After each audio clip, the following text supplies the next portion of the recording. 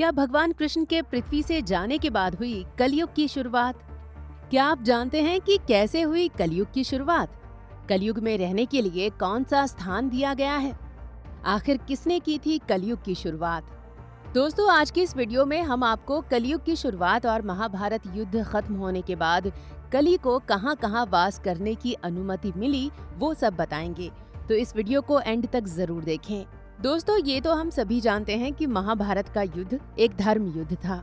युद्ध के आखिरी चरण में भीम और दुर्योधन के बीच गदा युद्ध हुआ। भीम ने दुर्योधन के शरीर पर लगातार गदा से वार किया, लेकिन दुर्योधन की माता गांधारी की दिव्य दृष्टि से उसका शरीर लोहे का बन चुका था, इसलिए दुर्योधन को आसानी से नहीं मारा जा सकता था।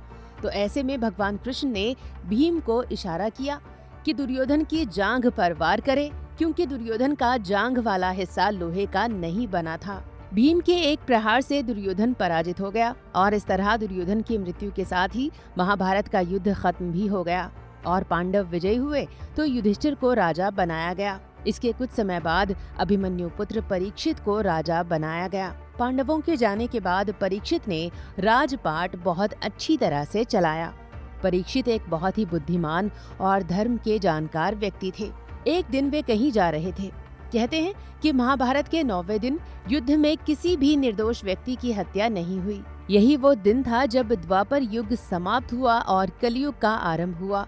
भगवान कृष्ण की उपस्थिति के कारण ही कलयुग पूरे विश्व में नहीं फैल सका, केवल युद्ध भूमि तक ही सीमित रहा। लेकिन जैसे ही भगवान कृष्ण ने पृथ्वी से अलविदा ली, तब से ही कलयुग की शुरुआत हुई। अब आप सोचेंगे कि कैसे? तो चलिए जानते हैं। दोस्तों, राजा परीक्षित को उनके दादाओं से राक्षस कलयुग के आगमन की सूचना मिली, जिसके बाद राजा ने अपने राज्य को उसका सामना करने के लिए तैयार किया। अब कलयुग अपने छल, वासना, लालच और बुराई के हथियारों के साथ राज्य की सीमाओं तक पहुंच गया। तो परीक्षित ने उसे रोकने का फैसला किया। राजा ने उस कली राक्षस का शिकार करने के लिए काफी पीछा किया, जब तक राक्षस आत्मसमर्पण नहीं कर देता। इसके बाद कली ने उन्हें ब्रह्मा के नियम समझाते हुए कहा कि महाराज, ये तो काल है जो सत्य है, अब मेरा समय है। परीक्षित को लगा कि उन्हें ब्रह्मा की योजना का सम्मान तो करना ही पड़ेगा।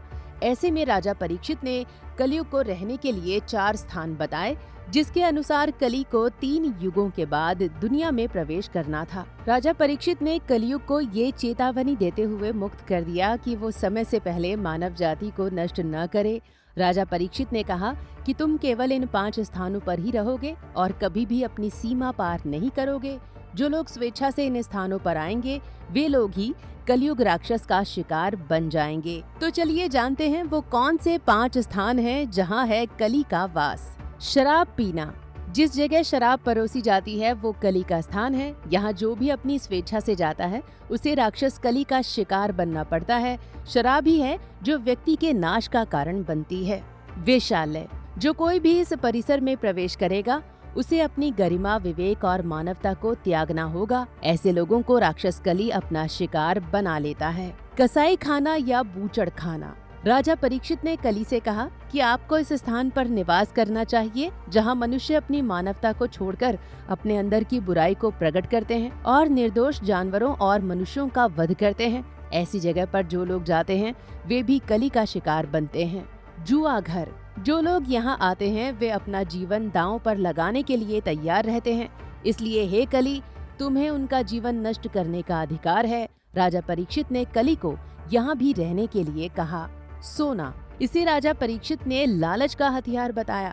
तब कली ने कहा कि हे राजा, जो लोग इन 5 स्थानों पर आते हैं वे पहले से ही बुरे आदमी हैं, लेकिन मैं अच्छे लोगों को कैसे नष्ट कर दूंगा, क्योंकि मेरा लालच का हथियार इस्तेमाल ही नहीं हो पाएगा। तब राजा परीक्षित ने उसे एक स्थान की अनुमति दी जहां वो लालच के हथियार का उपयोग कर सकता था, और वो स्थान सोना था। इस प्रकार उन्होंने बड़ी चतुराई से कलयुग को, उसके प्रभाव को सीमित रखते हुए अधिक से अधिक लोगों को धर्म के साथ जुड़े रहने और उसके प्रसार के साथ अच्छाई के प्रभाव के कभी न समाप्त होने की भी तरकीब निकाली। तो दोस्तों, ये थे वो 5 स्थान जो राजा परीक्षित ने कली को दिए थे। इन 5 स्थानों पर ही अधर्म का मूल कारण कलयुग निवास करता है।